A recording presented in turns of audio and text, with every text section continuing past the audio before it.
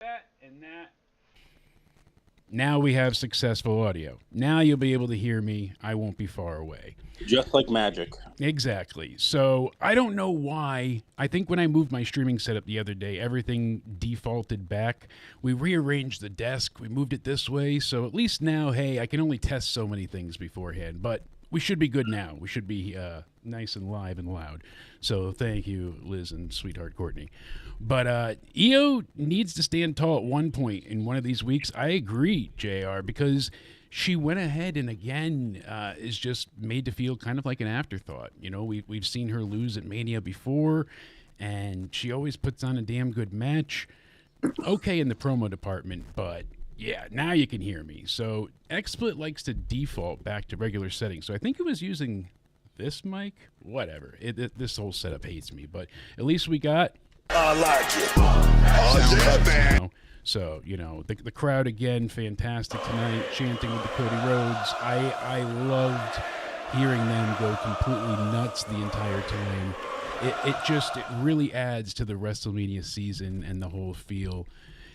I want to see more of that. I want to see more of that energy. And besides the Jimmy Uso and Gunther segment and the opening, the rest of it kind of felt a little bit blasé or not as exciting as it should have been. Things are building, but usually at this time, I feel like things have progressed to a point where we know the Mania card, we know what's building, we know, and we're still getting matches, and we're essentially all but, 3 weeks away, 20 days now, 2 weeks, 3 weeks, however you want to put it. And you still don't got a official update if the women's title match is Rhea going to be involved. You still don't got an update with the women's Intercontinental Championship, the women's tag team championships. What's going to go on with all of that? The men's Intercontinental Championship. All of this still hasn't been figured out yet. Has LA Knight even had an official announcement for a match yet? Or no, not official. I mean, him and Braun had that match, and it was a good match back and forth, but we never really got anything from them to seal the deal. As far as SmackDown goes this week, we have Jacob Fatu and Braun Strowman in a last man standing match because Fatu got involved and cost Braun the match with LA Knight. Ray Phoenix is going to debut. Yeah, that'll be great. And then Naomi and B-Fab are going to be taking each other on, and that's likely when Jade will get involved, attack Naomi, and we'll get their match announced. But, 3 weeks till Mania, or 3 shows still, and they're still, forming matches. Penta and Braun Breaker, the two good forces, but couldn't overcome the Judgment Day tonight. I think that will end up being a fatal 4-way, right? The men's Intercontinental Championship, because if you saw the backstage segment after Finn left, Liv was like, you heard what he was saying, right? He was saying that only he won the match. Exactly. And he's taking away your credit. And once he's done talking to Adam, I'm going to talk to him myself. So she must be adding him to the match. It seems that way, and we kind of anticipated that it would be a multi-man match, and a lot of people even feel like that's going to be what CM Punk ends up being his favor. He left off SmackDown saying that that Mania main event is not the favor that I asked for.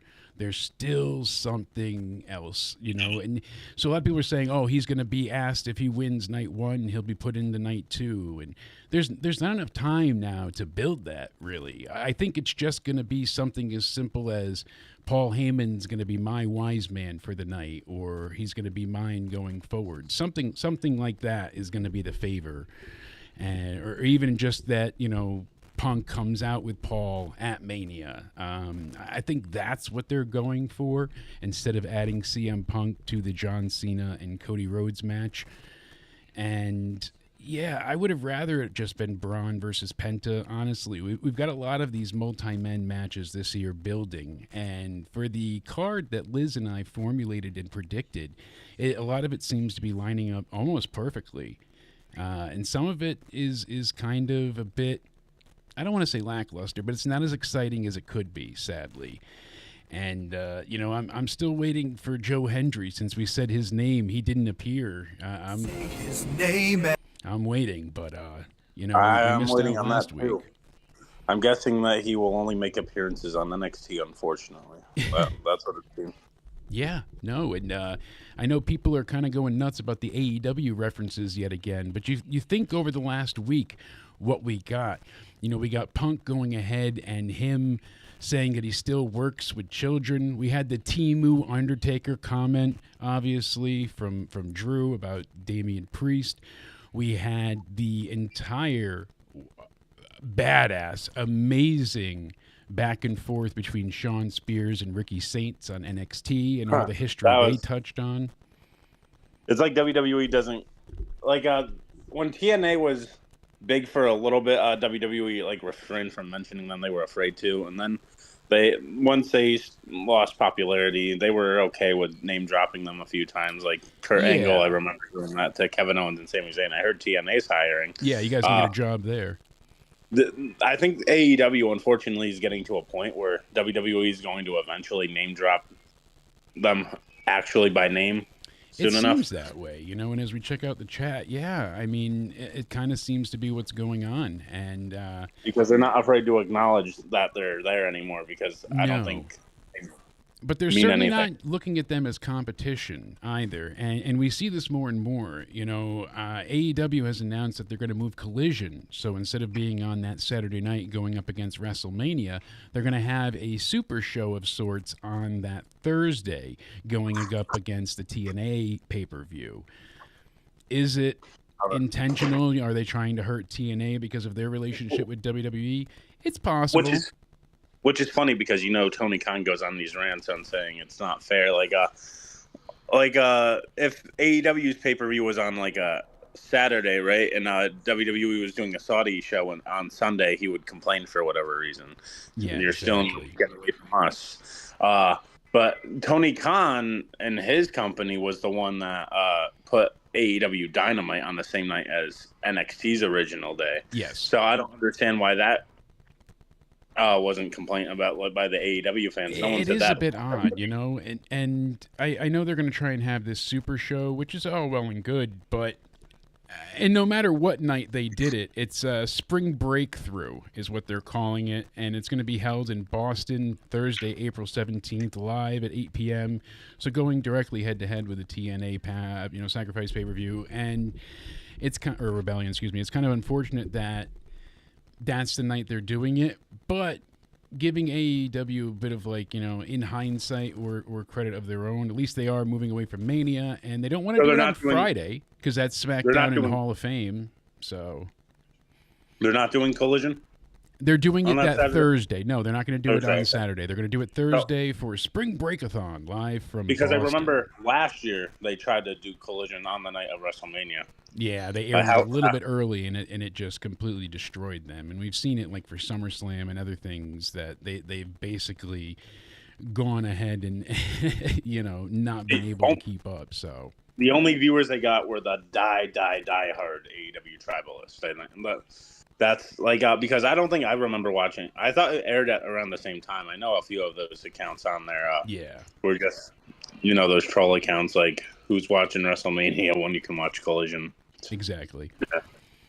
But I mean, it's kind of smart in them to go ahead and move, I guess. But when else were they going to do it? Really? I mean, every other night is taken up by something. They couldn't even do it Saturday during the day because WWE has Stand and Deliver. Oi, oi, oi. Oh, this side, excuse me. Yes. So there's really just no time for them to have it without being involved in something.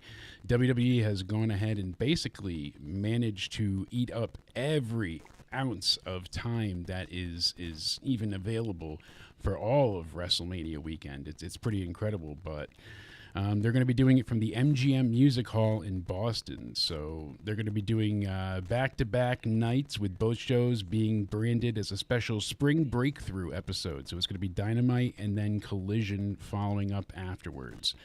So Wednesday and Thursday night. We'll be live that Thursday for the TNA review for, the Rebellion pay-per-view. Then we'll be live Saturday morning for Stand and Deliver. Oi, oi, oi. Then we'll be live for WrestleMania Night 1 and live for WrestleMania Night 2, as well as Raw and NXT. So we're going to be live constantly throughout the weekend. So make sure you're subscribed. Make sure you're hitting the bell for all notifications going forward. And I want to know, guys, what was your favorite part of Raw? Let me know in the chat. What do you give it out of 10? I mean, these earlier Raws, you know, a lot of people are thinking that Punk is going to use that favor to cash in on night 2. I'm not sold, but it's not the worst idea. I just don't know if they have enough time to build it. I mean, like, here's my thing with that, though, because realistically, why would he want to do that? Because he would want to get at John Cena and The Rock, right? Because adding himself into the match also gets at Cody Rhodes, and I'm assuming he would prefer Cody Rhodes to win over Cena, right? Yeah, and he would go to at Cody. He said, you know, him and I would face off later, one-on-one, you know, face-to-face, not where I'm, you know, striking you behind the back kind of thing. Can Paul Heyman's, I don't think, in a position of power where he can just insert people in the matches.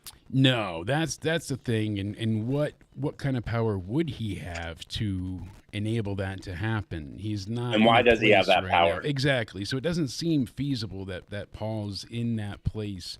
It's not like Triple H owes him a favor. It's Paul Heyman.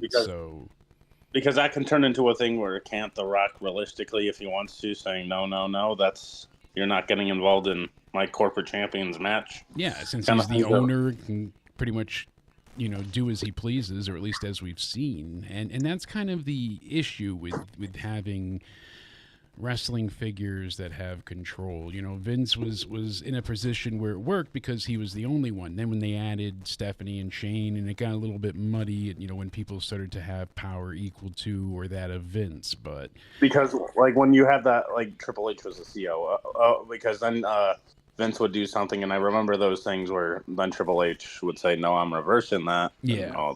They would just reverse each other's decisions, and Vince would get mad at Triple H for reversing. Yeah, so it doesn't seem like Paul Heyman's in a place at this point in time, you know, like Juan's teams that think in the chat. But, I mean, he has enough power to make it a main event, though. That's the truth. I mean, he turned that triple threat into the main event. That is certainly a great point. And yeah, Juan's favorite part was Bianca in her homemade ref outfit. That was a fantastic look for her. Can't deny that. She certainly had shades of jazz going on. She looked fantastic. But I've told back and forth, though, speaking about that. I know we're kind of all over, but I think that they executed it well tonight, because you couldn't have had Rhea lose clean again or Io lose. So I think they executed that well, where Bianca was going to pull some disqualification on the both of them. I mean, it's a precarious situation that they have here, and it's risky because they genuinely need to go ahead and find a way to keep everyone at least strong or having that motivation and momentum maintained to, you know, WrestleMania. But how do they get through it? So we knew there was going to be some shenanigans here. We called this previously. We knew it was going to be turning into a triple threat. We weren't sure how. Again, I think that still it's just a little bit of a clusterfuck, because Rhea, realistically, why is she going to be inserted now? But, like, I don't think the only reason Rhea should be in there is if it was Rhea versus Bianca. I don't think they should have had Io beat Rhea, because then none of this would have happened, where we have these logical booking decisions. Okay, where's Liv Morgan's rematch? Because, we're going to argue that. Why isn't she getting a rematch when she had a longer title reign than Rhea? Yeah, there's quite a few hang-ups in the guaranteed number one contender rematch. You know, that whole old tried but true formula, and they've kind of gone back on it with sometimes saying there is no number one contender, you know, rematch clause built in for champions when they lose their title. But then again, they've also been like, all right, well, you get that rematch guaranteed. As much as people criticized Vince, I think that was something that he kind of had permanent. Like, you get a rematch if you lose, because I think he did that to prevent illogical booking decisions. Okay, why? Yeah. For certain storylines. And it's kind of needed in wrestling, because it guarantees another match, another thing, another happening. You know, it extends the story. It just helps the rivalry, especially if you're going to do like a hot potato rivalry. Exactly. So this definitely was a middle of the road show, but it was bookended by two strong overall moments that have heavy Mania implications. So John Cena and Cody Rhodes stuff, that was great. that was just They start off again with the crowd just chanting, "Let's go Cena, Cena sucks," while, the broadcast is laying everything out. And it was cool tonight because we got not only Wade Barrett being there, but Pat as well as Michael Cole. So a 3-man booth that worked. It was fun.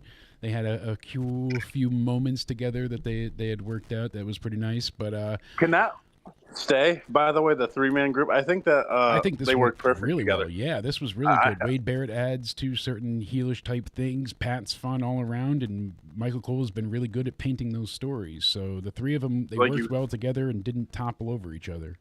You got the heel commentator, you got the babyface commentator, and you got the middle of the road commentator that will call it mostly down the middle. Yeah, exactly. Even though so Michael everyone Cole has that probably role. Everyone fits into a certain position. So that's what makes it interesting.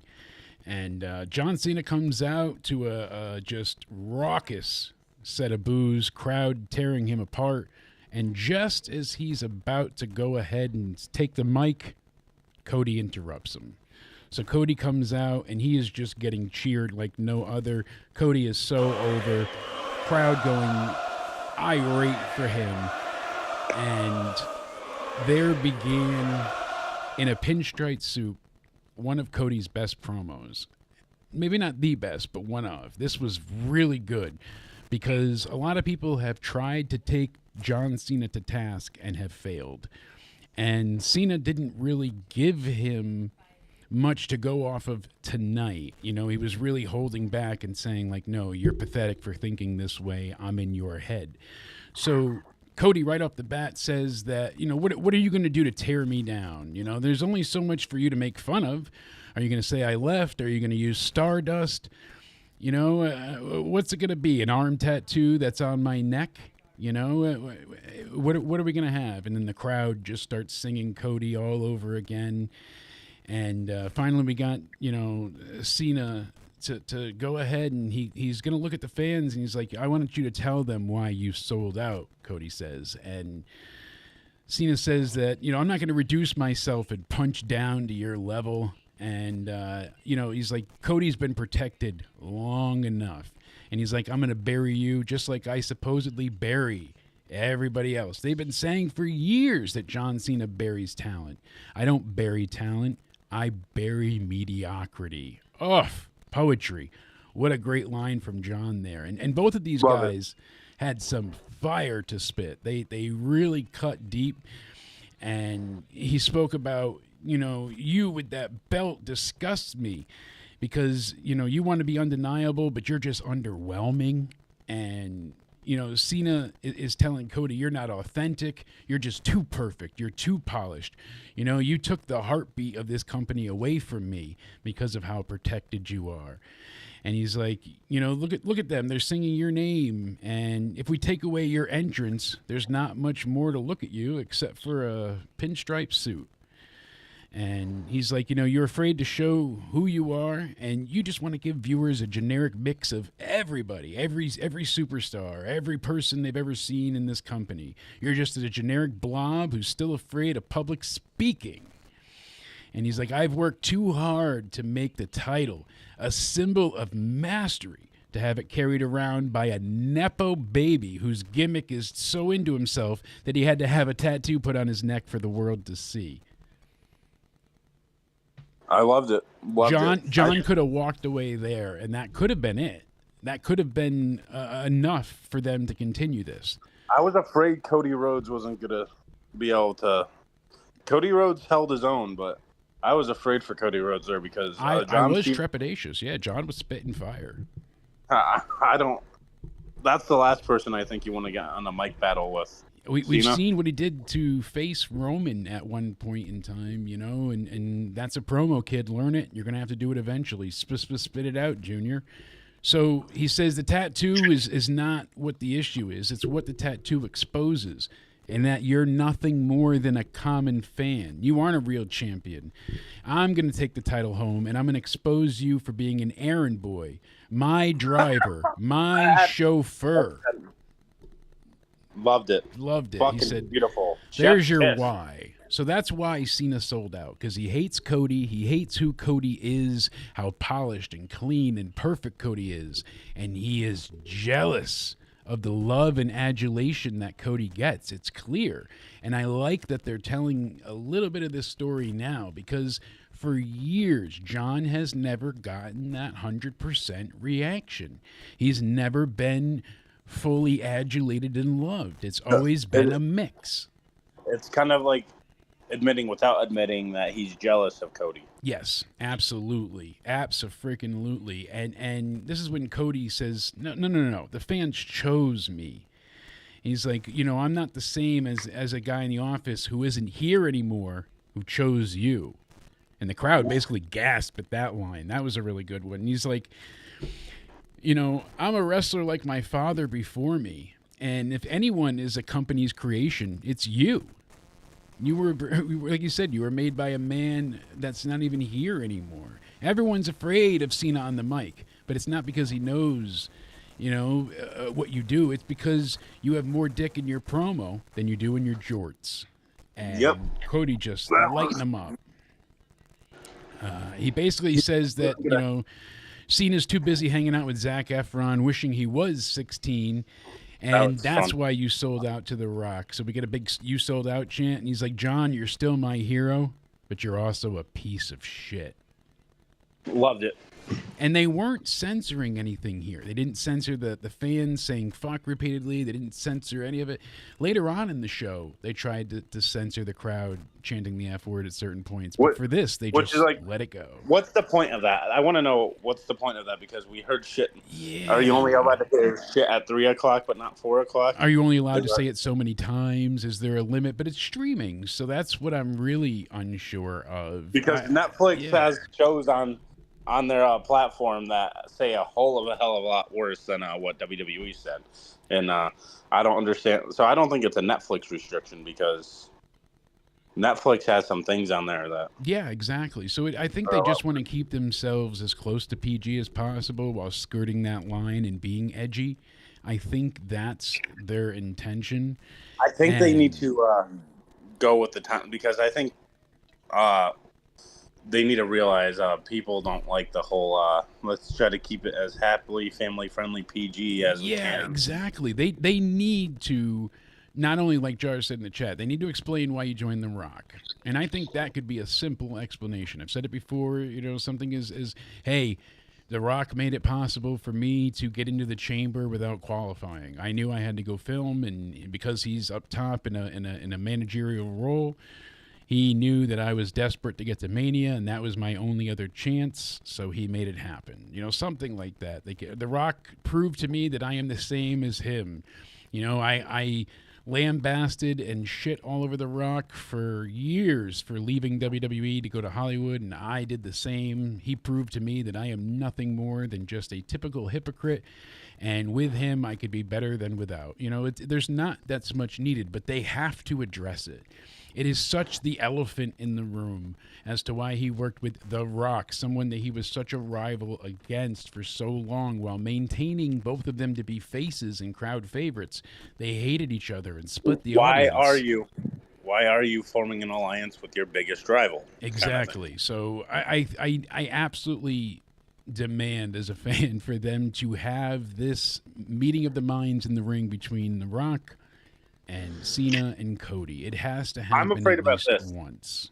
I'm afraid about this, though, because some people say that they're going to turn John Cena back babyface after WrestleMania, right after, and I'm like, I don't think that's going to work. That's way too soon, because people are pointing out, like, John Cena looks like in his facial expressions that he's regretting his decisions. Yeah. Like, Cody Rhodes says stuff, he just feels like he's in a sense of regret. From everything that Triple H has said, I don't think that's happening. It doesn't seem like that's like Cena will be turning back. They've been selling tickets on the premise of heel Cena being at the shows post Mania, and then on top of it, the way that Triple H said that he had to go to John to present this heel turn to happen at all, and how he basically went ahead and approached him and they came to the agreement that because John could have just skirted by on his last year by, riding on the laurels that he already accomplished and, hey, I'm John Cena, I've been here for 20 plus years, love me. But like any actor having to play the same old role, he wanted to be challenged, and that's what this is, a challenge. So for John's last year, having something that makes him work and try is something that he's really enjoying, and so far apparently has been not only working towards but building on. So they said they have a bunch of surprises in store and things planned post-Mania season for John's heel turn. I don't think it's over by a long shot. And I think we might have John get the title for the rest of the year and see Cody chasing to get it back. I can see John holding that title till he's retired at the end of the year. I don't know, but it's something's going to happen, something big. And we're getting our way there. So they continue with this back and forth here. And this is probably the best line of it all. After we got the piece of shit comment, Cena's like, your brain is filled with feces rather than facts. I've always worked harder, and no one's worthy enough to put me in the ground. So I'm going to do it myself. I'm going to get myself over. I'm going to win the title, and I'm going to disappear is basically John's message. And John says that, I make empires for billionaires. All you've ever done is steal money from their kids. Oof. I like the line. God damn. I mean, like, God damn, was that good. I like it. Oh, yeah, man. I love Cena on the mic. Love that. So then there's only one line you can top that with. And Cody knew where to go. He said as soon as John got to the apron, goes to walk away, he said, you know what, John, no crowd has ever chanted, "You can't wrestle" at me. And that pissed John off inside. That struck a nerve, hit a chord, whatever you want to call it. So John gets back in there and hits his fighting pose. And then he smiles and salutes. And he makes it out like he's going to leave. But really, he's going to get in a cheap shot. Cody sees it coming, gets the better of him, hits him with a crossroads, lays out John Cena. Finger bang points to the WrestleMania sign. He picks up Cena's hat and throws it, And here's my thing about this. So what's telling me about this is if this is Cena's actual last appearance until WrestleMania, because this is his last advertised appearance, right, according to people. Yes. So it looks like Cena might be winning if the last visual we see of Cena before WrestleMania is him down and out. I really hope this is not it. I hope they have more for us. Because if this is it, it's not the worst way to end it, but it certainly could have been a lot better. They didn't explain why he joined The Rock. For the last 2 weeks, we've kind of gotten these slow builds. This should have been the first promo. Maybe not him hitting Cena. Have something planned. Yeah, this should have been it, though. How they could not have Cena, Rock, and Cody in the ring together, or at least Rock and Cena in the ring, even if they don't face-to-face with Cody. Like how they don't have some live interaction with the fans and before Mania is how that they don't have The Rock on TV before Mania. This is it for Cena. If this is it for Cena, that brings me to my next point, The Rock. Then you have to have The Rock be Cena's mouthpiece, appear a few times before WrestleMania, be the mouthpiece for Cena. Because he represents Cena, right? Kind of. It works, but I guess they should have really done more to put The Rock over for Cena the past few weeks than if he's going to be the mouthpiece. I mean, they can always explain it away, but as of right now, it still feels more like heel Cena versus Cody, not Cena teaming up with The Rock to topple Cody. You could have done something like that then, because like if they had The Rock appear more, I wish that would happen, but I'm glad Cody brought up The Rock at all, because he wasn't mentioned once in 3 weeks now. So I mean, Cody got the better of John physically, verbally here. We don't see that happen all, if ever. So like you said, if this is the last appearance of John, if old habits don't die hard, he really could be walking away with that title. Because if that's the last visual of John, I do not want him to lose. He can't lose, or or I'll just be done with the heel turn in general, because there's some things that haven't happened yet, like The Rock. Then you're gonna have him lose on top of that. Yeah, that's just gonna turn me off from the heel turn, and I'm it's crazy. not gonna That's for sure. It would be it would be wild, no doubt about it. And I am curious to see where they go from here with it, because it is a bit disconcerting. I mean, in a way, disconcerting. I'm not sure how they really, if they don't have Cena come back, can it be built big enough for them to really be the ultimate feud at Mania? I mean, it should be. The Cena heel turn should have been everything. That night at Elimination Chamber, getting ready for the review, I was so awestruck and blown away by the fact that they did what they did. But if Cena loses at Mania as a heel, it's kind of done. His heel turn, then what? So that's why I could see him getting the title, trying to keep it away, trying to hide it, people having to fight for him to bring it back and defend it, and then Cody to win it again. I mean, I don't know. If he just beats John at Mania, then what? We just move on? Move on to Randy Orton? Move on to, the next person in line? Kind of feels like you missed out on a really huge, momentous occasion if that's the case. I think Cena will walk out as champion, because just look at the poster for Backlash. They're just showing Randy and Cena, and what we've learned from that is the Elimination Chamber where they were showing Travis Scott, The Rock, and Cena. Yeah. And we weren't thinking of it until after the show. Exactly. So I think that's an Easter egg into what the main event of Backlash is going to be. I mean, we could still have someone like a Stone Cold come and help Cody. We could see that happen. That's not entirely removed. We have Stone Cold doing a lot over WrestleMania weekend. He's going to be at WrestleMania World. He's going to be doing podcasts, all these things, signings. He's there.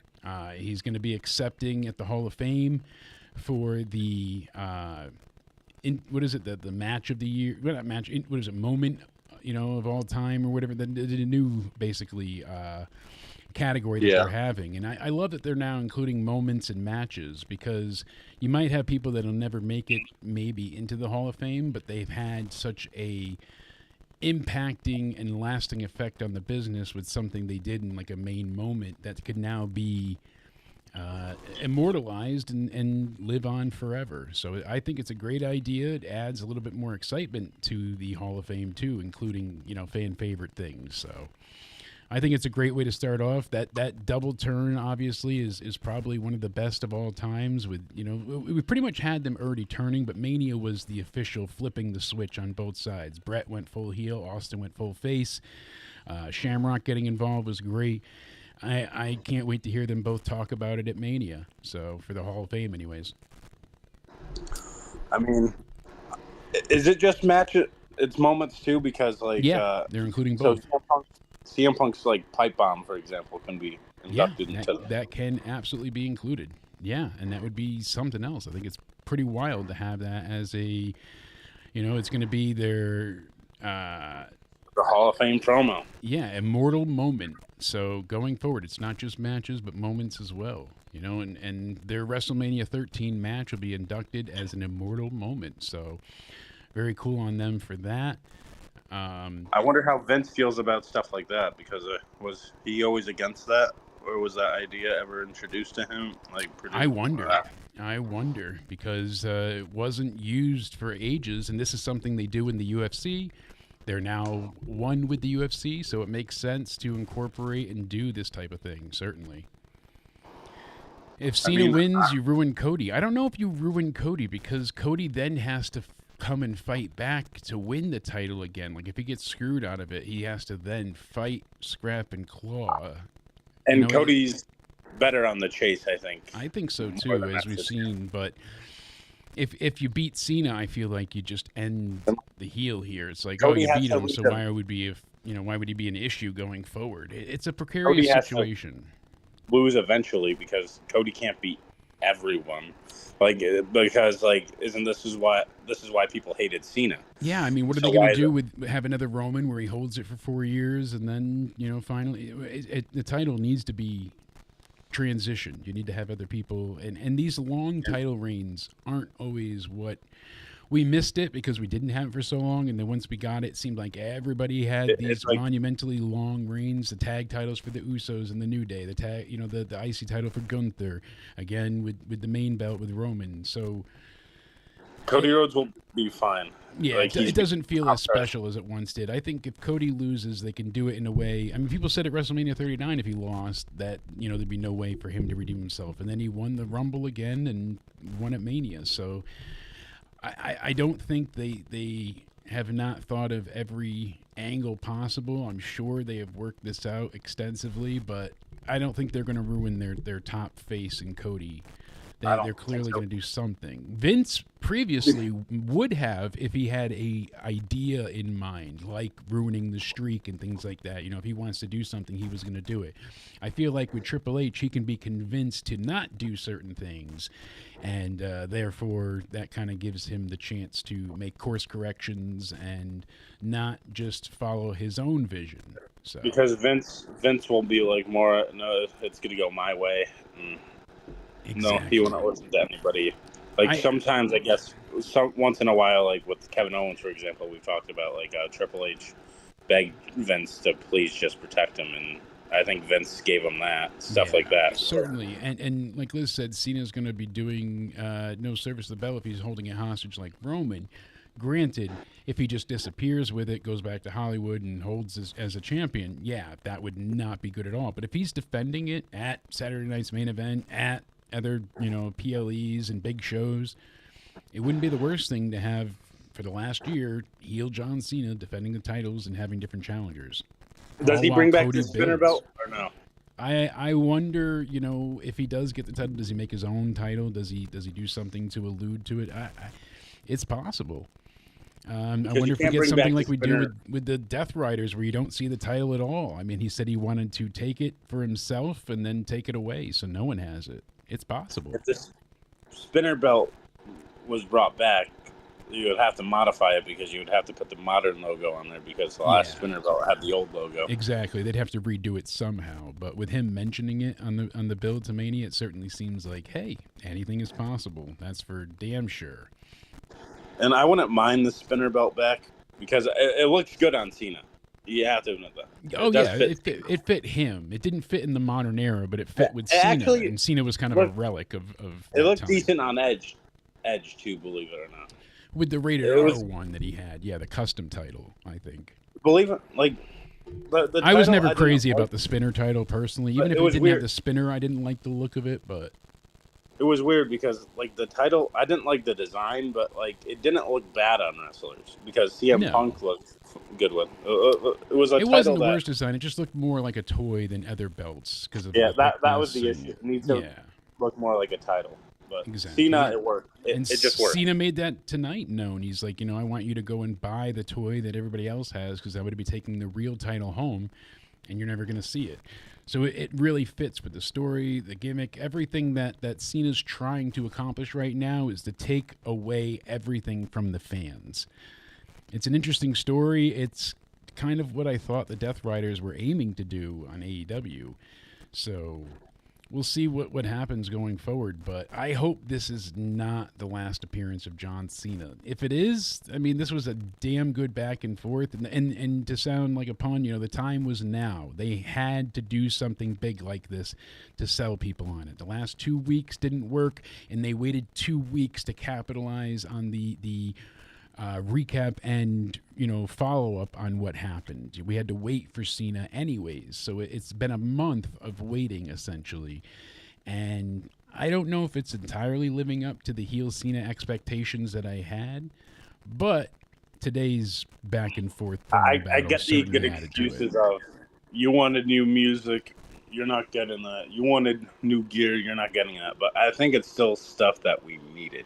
I think we will get it. I think we are going to get changes, maybe even at Mania. If not, maybe after. But they were afraid, I guess, of John being cheered if he looked too cool with black shirts and, new outfits, new music, So with the story, he's trying to say, you don't deserve it. Why would I change? This has been me all along. But I do think we still are going to get some type of change at some point in time. I think if he wins the champion, he's going to be called a corporate champion, right? So Juan said it too. He wants a spinner title belt just to piss everybody, all the haters off. It wouldn't be the worst thing. It certainly would make fans mad. That's for sure. Speaking of making the fans mad, we had the New Day coming out next, taking on Pete Dunne and the returning, randomly, Tyler Bate. No real fanfare here, no big announcement. They were just like, hey, New Catch Republic is back together and they're going to lose. So Tyler Bate's been gone for a while with a torn pec. It's been like 14 months, something like that. It's been a long time. And I get they're doing it in the London crowd, like, hey, the hometown heroes kind of thing. Let's bring these guys back. But it felt so just, again, anticlimactic, like, hey, here they are. And then they had an okay tag match and they lost. So at first I was excited because I'm like, Pete Dunne hasn't been doing anything for a very long time. He kind of got a call-up story, then he was back down in NXT and did the whole thing with like Bobby Fish and whatnot, picking on them guys with him and the Bro, and that was entertaining. How much fish can Bobby Fish fry? If Bobby Fish could fry fish. And then he came back up as Butch to the main roster and then became Pete Dunne again, but kind of was forgotten about. So now Tyler Bate, they got the New Catch Republic is back. Hey, awesome. Let's see them do something together. It's a direction for these two. It's something positive. And then they lose. I'm not saying it's done for them, but it was a very underwhelming return from injury, and especially to just go ahead and have it lead to the New Day challenging the War Raiders, kind of a face-to-face thing. Like, that's how you have them make the match for Mania, I guess. And it just all felt a bit underwhelming. We haven't seen the War Raiders on TV in a few weeks now. Suddenly they just come out to proclaim against the number one contenders, and it felt like a rush job and kind of like, hey, we got to get this on the Mania card. Let's hurry up and do it, as to where it was like actually a planned scenario. It more felt like, hey, we're in London. Tyler's ready, right? Let's throw him on and we can get a quick pop and just to have them lose. Yeah, so not great. That was. I didn't think they should have lost. I was surprised that they lost, but you can't have the New Day lose either because they turned heel. Yeah, I understand the momentum of the New Day. I mean, they could have lost here theoretically, but they want them to go against the War Raiders, fine, but there were better ways to tell this story and better ways to develop it. They should have just had them face it completely different. They should have, might as well just had them face like the Alpha Academy or something. That's just. Yeah, I mean, if you wanted them to win here, that could have happened, especially if they were going for the number one contendership, because why did New Catch Republic deserve a number one title shot at all? Because they haven't done any. Yeah, so everything they're doing with the Raw tag team title teams feels disastrous and unorganized. And I know SmackDown, some people might say. Yeah. Some people might say, oh, the Alpha Academy, they're jobbers, but they're on a higher list. They have a title match for the tag team titles than New Catch Republic. I mean, they haven't been there for months. Exactly. When was the last time Tyler Bate was on? Well, I think it was like 14 months ago that he was on TV. It's been a while. So yeah. So to just have them both come back, get put in a number one contenders match, and to lose. That gets me annoyed. Yeah. And like I said, the SmackDown side of things is so entertaining and so great. And I know you've got to go shortly, but, the SmackDown side of things has been so enjoyable and so just chaotic, but in a good way. They have all of these different teams interacting with each other. The belts have been floating around. We got it to DIY, then we got it to Motor City Machine Guns. Now it's on the Street Profits. It feels like a real tag team division with people challenging each other.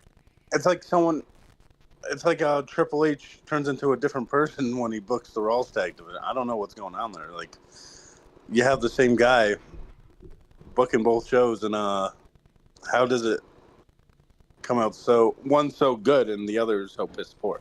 Yeah, exactly. Speaking of piss poor, that's the exact opposite of what this next segment was. We had the World Heavyweight Champion, the Ring General Gunther, taking on his opponent at Mania, Jey Uso's brother Jimmy, in a non-title match. And this was everything I wanted it to be and then some. It was fucking beautiful. It was beautiful, and they faked us out really well too. So I love that they had a match. It was okay. It was basically about Gunther slowly and methodically destroying and tearing apart Jimmy. Like every time Jimmy started to cut him off, Gunther was just one step ahead, it felt like. Which gets me to this, because at first I complained too early to some of my friends saying, I'm getting tired of this Gunther and Jay rivalry. It's going to be the same bullshit. Yeah, exactly. Milo agrees. But I thought it was going to be a bit of the same here, because we got, basically Jimmy gets put in the sleeper and the ref calls for the bell, but he's not letting go. And then finally Jay hits his music. He comes out, he helps his brother, throws some punches, and then he's checking on Jimmy, and that was it. So I was like, well, that was okay, but nothing great. I mean, I was expecting more. I really wanted some intensity here. He just came out and saved his brother. When they came back to commercial, oh boy. Oh, so I'm like, given the circumstance, I'm like, the match was fine, but I was like, I really wanted Jimmy to get like a ruthless beatdown. I'm like, they really, like, they needed to kill him. So what was happening during commercial? Do you use a VPN? I don't. So I was watching on Netflix, and because some people use a VPN, because if you get international Netflix, right, you get commercial free. You can go ahead and see in between. So it is interesting to get that feed. I don't know what happened here. Sometimes during the commercial feeds, they'll just put up a graphic that says "coming right back." Other times, usually during matches, they'll continue. I guess during this, it was just the trainer was helping Jimmy. And the doctors were checking on him. And that's when Gunther, after, because he escaped in the audience before, he comes back and he chops Jay. And then he releases Jay to kind of take out some of the security guards, and he runs Jimmy into the ring post. And then he grabs zip ties, and he zip ties Jay's right arm to the second rope while he was on the floor. Perfect. Forget the handcuffs. Zip ties are great. People think they're easy to break. They're not. You try and break out of those things, especially the thick ones like he had. So it doesn't make him look like a total wuss that he couldn't escape, because those things are, and you don't want him escaping in that scenario. But Jimmy basically climbs up on the apron, and Gunther stops him and slams the title over his head. And then he beats him, and he beats him, and he power bombs him, and he punches him, and he punches him more, and he puts the sleeper on. And the blood is just flowing down Jimmy's head. And they are covered in crimson blood. Like, just the red mask is... This was more like it. This was incredible. Before, like, you had Michael Cole being so outraged and so upset because he's such a proponent and such a supporter of Jay, and he's like screaming like it's his family getting destroyed. And he's got Jimmy's blood all over himself, all over his chest, and Gunther stands up and he licks it a little bit and then spits all over Jimmy like, oh, you're disgusting. And you got everybody coming out. Adam Pearce is screaming, what are you doing? What's wrong with you? Jay is trying to grab Jimmy, and he's scraping at the ground, and he's trying to claw and pull him closer, and every time he gets a hand on his brother, Gunther drags him away further. It's just this ebb and flow, this back and forth of peril and torture. I loved it. You finally added something with stakes to this, rather than it just being, hey, you've beat me a bunch of times and I won the Rumble, so now I'm going to try and take you out finally. This adds so many levels to this. The intensity of Gunther here was perfect. The hypocritical nature of everything that he does is excellent for a freaking heel. I love it. Just a beautiful visual of Gunther just covered in someone else's blood. I love it. Oh, and I mean covered. He was absolutely covered. There was a pool full of blood, and I loved it. Truly incredible. I have to head out. My bad. Yeah, no, I know you only had so long. We see in the background now, I mean, Gunther just covered with his blood. But thank you so much. Yeah. Tell them where they can find you, my friend. You can find me on Twitter, Judgment Day Era, and you can find me on Instagram, Cody_Onidi_316. That's right. It'll be in the description box down below. Thank you for hanging out on Into Somewhere Weekly, my friend. We'll go ahead and chat later on throughout the week. But I appreciate you being here. Good luck to the Mets, and I hope you have a great evening. You too.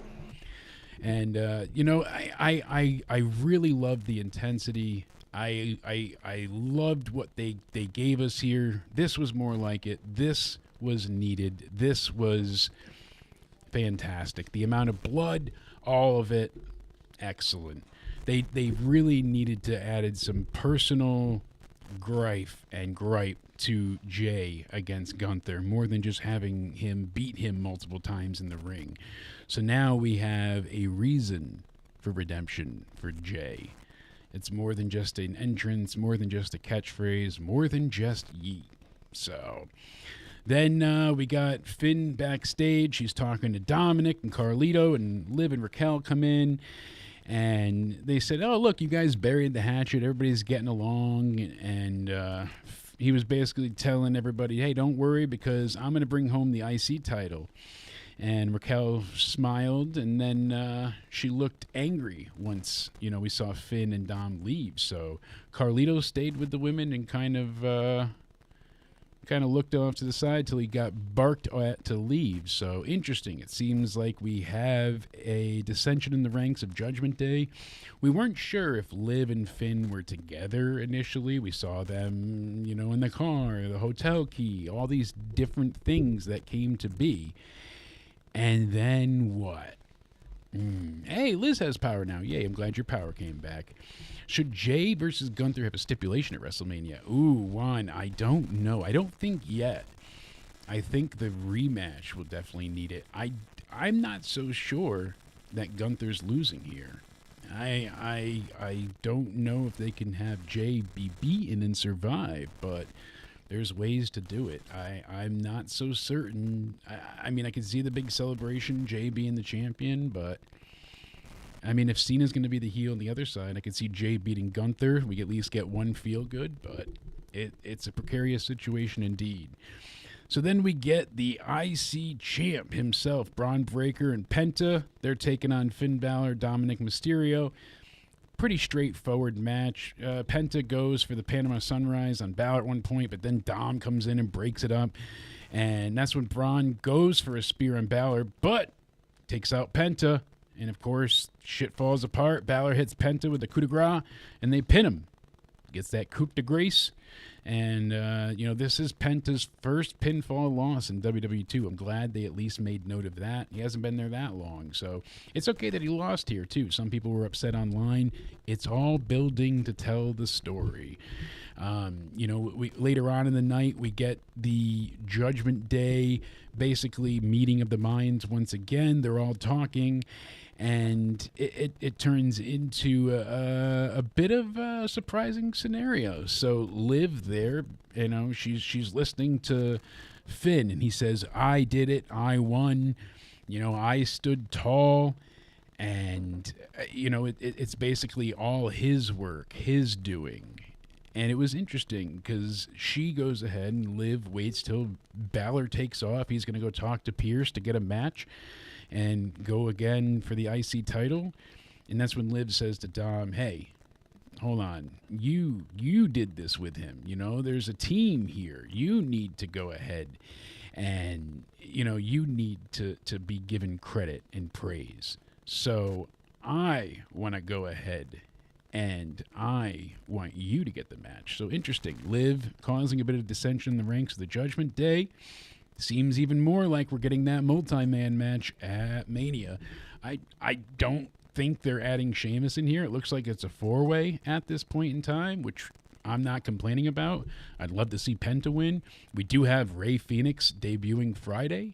We know they eventually will be together as the Lucha Bros, but as stated before, so very smart of them to do it this way. I cannot give them enough credit because now you get the pop.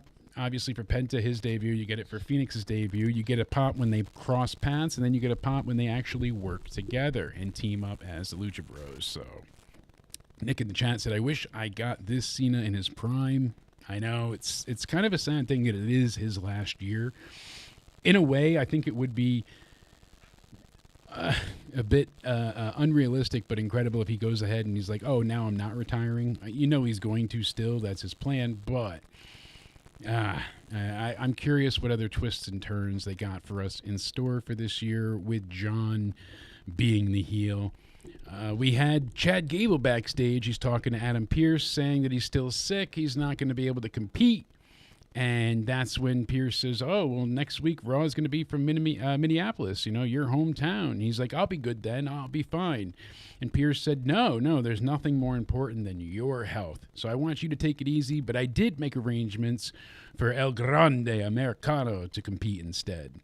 And that's when Alpha Academy shows up. He calls them all clowns and calls Otis an idiot and walks away. And that's when, believe it or not, Max goes ahead and says that she's working with Natalya and wants to talk about the tag team division. So are we going to see Max Dupree take Liv and Raquel to town?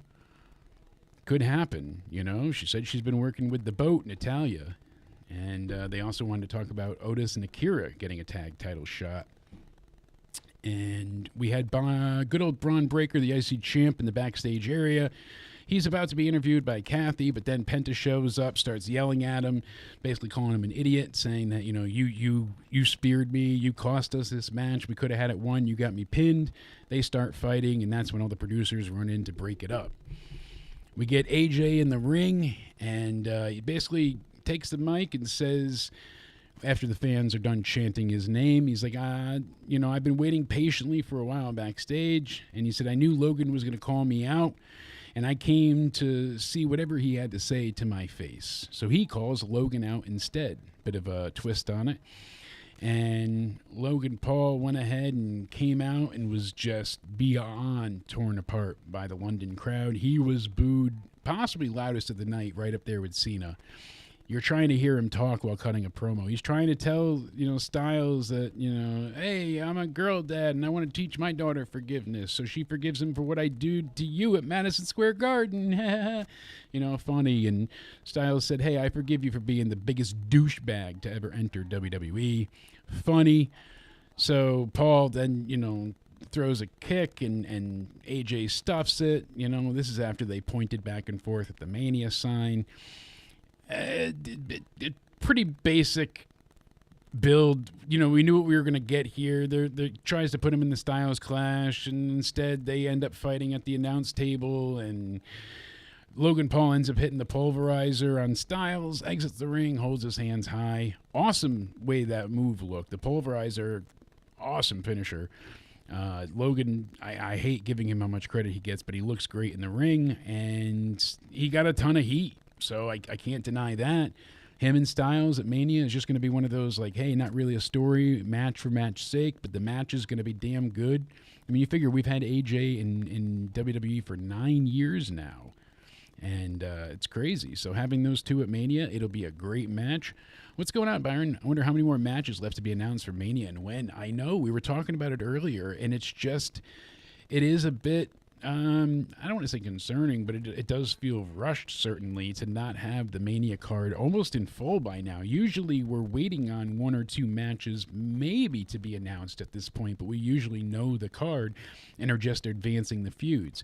We pretty much knew most of the matches we were getting, but they're not officially announcing them until very late, it seems. So I mean, there's still several more matches we have to build to at this point in time, a la Fatu and Strowman. We don't know what LA Knight's doing with his title.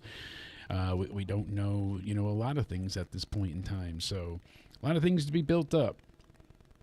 And then we got Lyra Valkyria. She was backstage, and she said that she's going to go ahead and take on Bayley next week. And that's when the Raw crowd started to sing in the background, the Hey Bayley song. So that was cool. Next week on Raw, we'll have them in an Intercontinental title match. So does Roxanne cost Bayley the title and they have a match at Mania still? Do we not get that? I mean, it's interesting, but... And then we got the main event. So pretty short Raw it felt here. It was far sub under the 3-hour limit. But we got Io Sky taking on Rhea Ripley. Bianca Belair in her specially made referee's outfit. Like I said, a la Jazz, hearkening back to her being special guest ref. Hell of a match here. So at one point, Io goes for a poison Rana, and Rhea's standing on the middle rope, and she, stuffs it. And then she puts her, So Io rolls up onto Rhea's shoulders, and then she sets her up for a Samoan drop. But then they basically turned it into a crucifix bomb. It was incredible. So it was a Poison Rana into a stuffed Samoan drop into a crucifix bomb. The crowd chanting, "This is awesome," so deserved. Loved it. Then we saw a great top rope crossbody, but then she headbutts her to basically counter it. Rhea just gets the biggest headbutt ever. Love when she does that. Sky counters again for Rhea's finisher by using the guillotine. We then saw Ripley hit Razor's Edge at one point for a near fall. And then she just drills Io with a huge running knee and covers her again for another near fall. Like, they were pulling out all the stops on this one. So she only gets a 2 count there, and she starts fighting with Bianca, being like, come on, that should have been 3.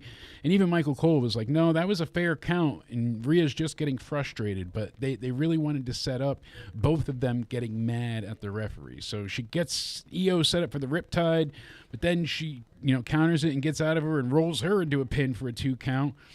And she goes to, Rhea goes to kick Io, but she moves and she hits Bianca, and she knocks her out of the ring. And that's when Rhea goes ahead and hits the Riptide, and she got another visual pinfall. 1, 2. I think the crowd counted all the damn way to 20 on that one. These guys were going nuts, no doubt about it. They were out there to chant tonight. So we go ahead and we see Bianca kind of climb back in, and she pulls Rhea off of Io, and that's when you had Rhea slap Bianca, and Io's going for a missile drop kick. Rhea steps backwards and just blasts Bianca with it. Bianca gets blasted to the outside. She's all pissed. She hits the bell, calls for it, and that's the DQ finish. So Io Sky fights Rhea Ripley to a double disqualification to retain the Women's World Heavyweight Championship. I mean, afterwards, Rhea, ripping pissed, just wreck shop. And, you have Michael Cole saying, hey, she's standing tall, but she's not going to Mania still.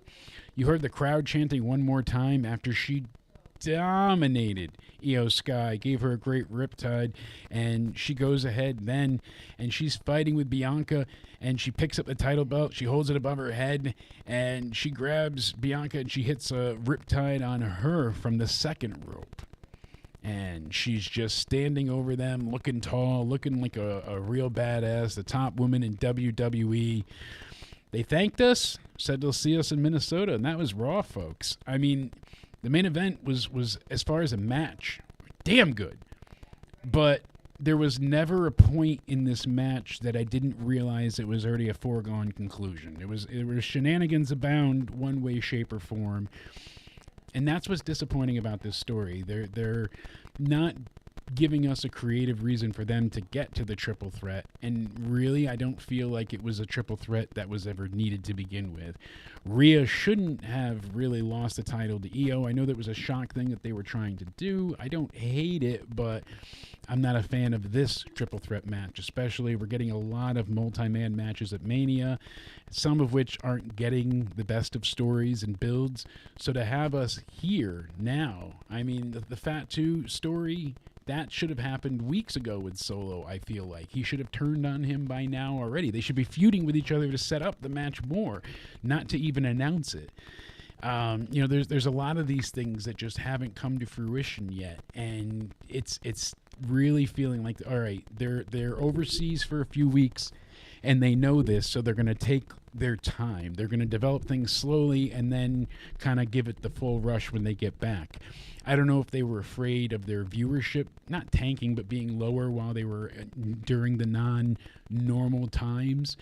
Were they concerned with, people just not tuning in to care because they're overseas? You never know for sure, but it had kind of the air of that. It felt like that a little bit, where they didn't go ahead and give their full effort because of this European tour. I liked them being able to have a change and give us a different start time. And that's what I love about Netflix, because we would be getting a taped show with spoilers instead of being able to watch it now live. I like not being spoiled and being able to tune in. And hey, it's not something that we'd want forever, certainly, but I like being able to review Raw, after the fact live, as we would usually be doing Into Somewhere Weekly on Tuesdays, covering SmackDown and Raw.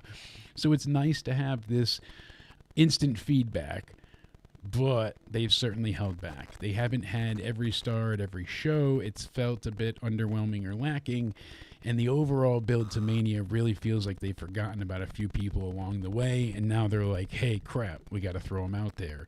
There's a lot of face versus face matches where everybody's a face involved. IYO, Bianca, Rhea.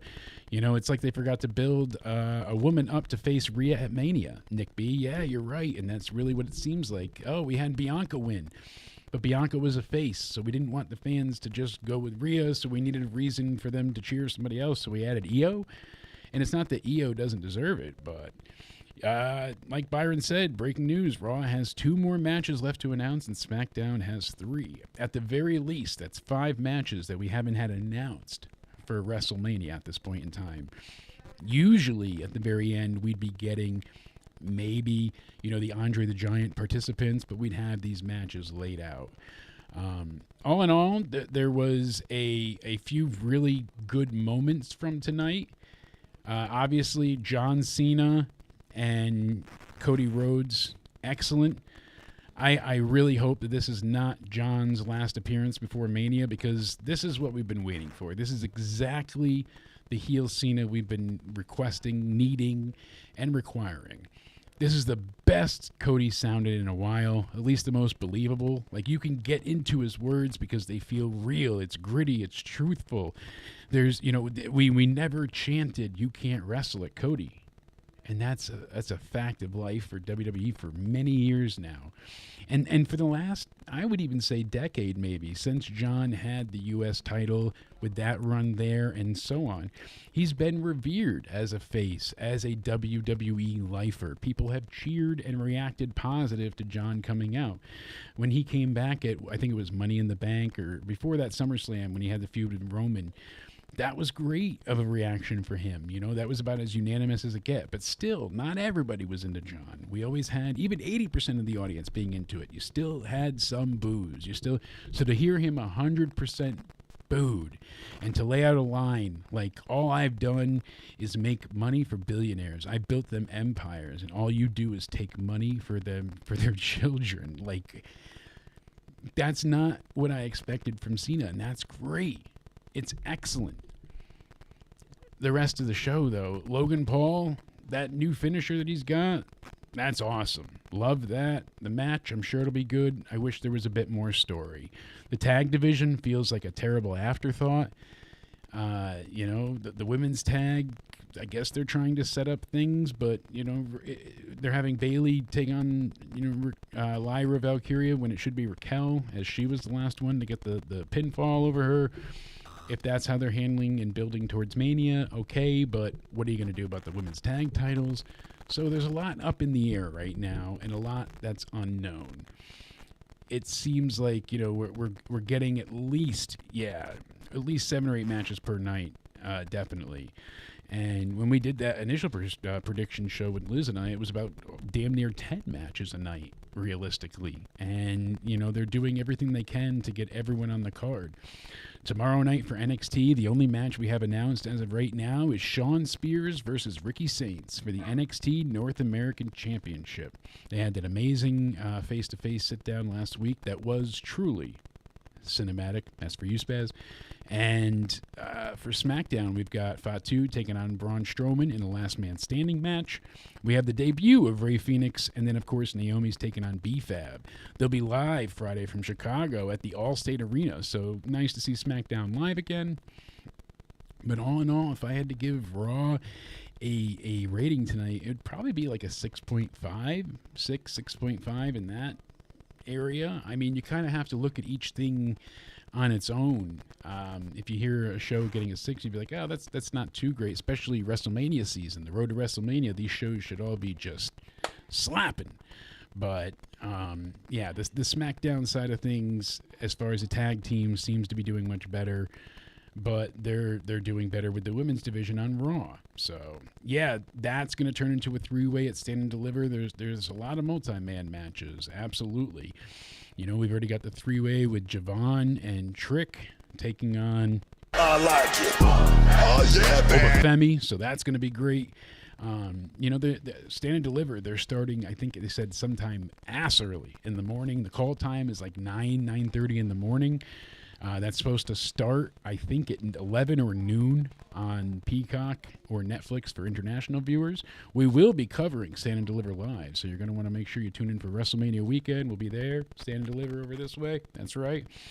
But I am excited for WrestleMania. Obviously, it's going to be a big year. We're going to get a lot of fun things. Hopefully that, you know, we see SmackDown, they really go into overdrive, because the main event story on that side of things is Roman, Seth, and Punk, and them being thrown together didn't feel that organic as a 3-way. Roman and Seth makes perfect sense. They're the yin and yang. You know, we're going to do this forever kind of thing. Can't have one without the other. Perfect. But and especially with them both being faces, that's a really interesting dynamic. Now that, you know, neither is a heel, neither is they're both being cheered. But they add in Punk, and him and Seth have a back and forth, but it felt like he beat Seth, and Seth was in the rear view. He was about to beat Seth again, and Roman ended the cage match. So the only gripe he has with Roman is getting involved, and Roman was pissed because of the Rumble. That's not great. I mean, every man for themselves at the Rumble. If you lose the Rumble, that's on you. Roman and Seth makes 1,000 times more sense than adding Punk in there. Punk probably could have been put into many other stories, but I think they were afraid of, again, he's able to wrestle this year. He was injured last year. How do we not give him a main event? I'm sure that was somewhere in his return clause to WWE that he would get his Mania main event, and now, where do we fit you in? We can throw you in there. And that'll be a main event, even though it's not for a title, because it's the biggest name. So it really is still a main event. Feels like a Vince-ism, a bit of a Jedi mind trick. But all in all, I am excited for Mania. I want to know, what was your rating for Raw, guys, and what were you most excited about tonight? And what are you looking forward to most at WrestleMania? Let me know in this, you know, the chat down below. I am probably most looking forward to John Cena and Cody, obviously. That's going to be great. This IC multi-man match is building up to be possibly, you know, one of the you know, the hidden takeaways from the night, and possibly one of the best matches of the weekend, depending on what they do. Is it a ladder match? Is it, you know, what are we going to get here? It seems more like the SmackDown tag match side of things is going to be a multi-man ladder match. I mean, Liz is set. She's got Cody beating Cena. I don't know. I don't know if they end John Cena yet. Like I said, Juan's given tonight a 7.5 out of 10. I could see that. I'm at like a 6.5 myself, maybe even a 7. Like I said, I really did enjoy that main event. The match itself was damn good. Becky Lynch, yeah, it's looking like she's going to be back Raw after Mania. I don't see her fitting into WrestleMania anywhere. And even Juan thinks Cena is beating Cody. So look at that. Chat split already. I'm tending to think that Cena will be beating Cody. It's anything but a foregone conclusion there. But Cena chasing the title and let him struggle, that kind of makes sense, too, for Cena to have to keep chasing, because he wants to capture the 17th win. And doing so basically ends his journey. Jay walking out with the world title seems like more of a thing that's happening than anything. One of the worries I had with Gunther was, you know, obviously when we had mentioned Goldberg and if Gunther retains until SummerSlam, but I think with the run they've had with Gunther, there's not many more faces they have set for him to face. And I think Jay getting the title here would really put him over as main event Jey Uso, since he needs to win for the main event. And that will only build up his character. Gunther can survive the loss. I don't know if Jay can. So it's a bit cantankerous, a little bit issues about, but we'll see what happens. But all in all, yeah, not a bad episode of Raw. Tomorrow night, I think NXT is going to be great. They're really, full steam ahead for Stand and Deliver. I hope Drew wins too, Nick. Drew needs some wins under his belt. I wish Drew was more involved in this main event scene. Him going against Damian Priest is not a bad match in any means, but it doesn't quite live up to the year that Drew McIntyre has had. His 24 and 25 have just been stellar, and he's given us some of the best promos, some of the best internet moments, all of the above, some of the best matches. That Hell in a Cell match, it's probably the best of all last year. Drew deserves his win in front of people. So Juan says it too. He says, I agree, Jake. Jay can't afford another lose to Gunther. I mean, he's been beaten so many times now, and if he doesn't get it done, what's left? Well, guys, as always, I appreciate you all tuning in. Thank you so much for hanging out with me for this early Raw review in the middle of the week from Into Somewhere Weekly. I appreciate Cody hanging out for a little bit. We've got some plans coming up soon for WrestleMania weekend. You guys are going to love it. The weekend before, we're planning a big prediction show with some old and returning internet favorites. We're going to be talking to some big internet wrestling hosts on YouTube and getting people together for a gigantic prediction show. You're not going to want to miss that. Spaz has a massive recording coming up on the 10th as well for Mania. We're going to go ahead and be live all of WrestleMania weekend. So like I said, you're going to have to go ahead and subscribe. Hit the notification bell so as always you are alerted to when I go live. Hit the like button. And we might be having, just like we do the Royal Rumble Pick'em contest, I think I might have to bring back the WrestleMania Pick'em contest too. So, as always, more details will be sent to you guys shortly in the future. But I can't thank you all enough for hanging out, having a great job. I hope you all have a great Monday. And as always, I will see you all next time. Stay sexy.